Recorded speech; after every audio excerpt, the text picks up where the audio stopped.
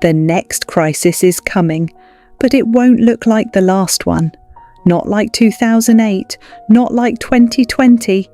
And that's exactly why most people won't be ready for it, because they're preparing for something familiar, while the real risk looks completely different. Here's the problem. Your brain doesn't prepare for the future. It prepares for the past. It takes what you've already experienced and assumes that's what will happen again. But in a world that's changing fast, that's a dangerous mistake. People think they're being smart, saving more, cutting spending, avoiding risk, and in some situations that works. But what if the next crisis isn't about losing money, but about missing opportunities? What if the real risk isn't action, but hesitation? Because the biggest losses in the future won't come from what you do. They'll come from what you don't do.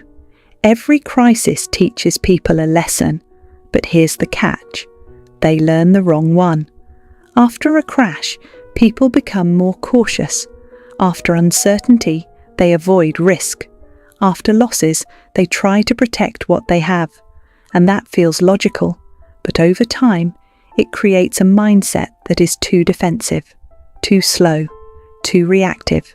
So when a new type of opportunity appears, they ignore it, not because it's bad, but because it doesn't match what they expect. And this is where most people fall behind, not in the crisis, but after it. Another dangerous pattern is fear that looks like logic. I'm just being careful. I'll wait for the right moment.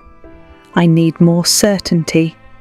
It sounds smart, but often it's just fear in disguise, because the future will never feel certain, and the longer you wait, the more opportunities pass.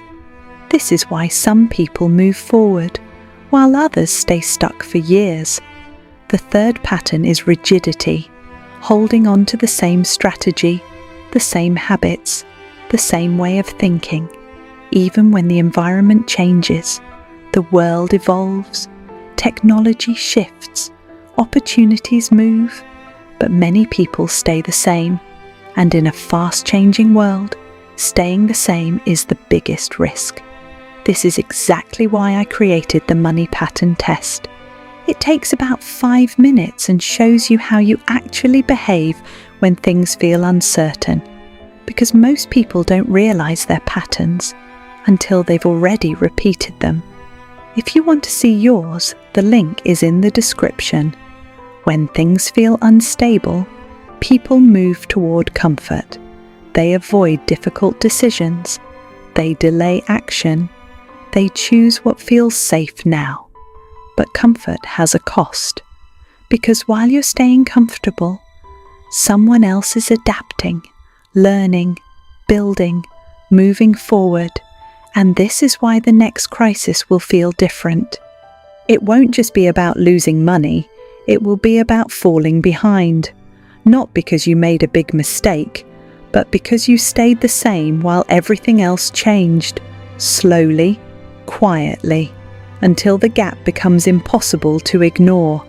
So don't just prepare for a crisis, prepare for change, because the people who win in uncertain times are not the ones who predict the future. They're the ones who adapt to it. The next crisis won't look like the last one, and that's your advantage if you see it early, because once you stop preparing for the past, you start building for the future.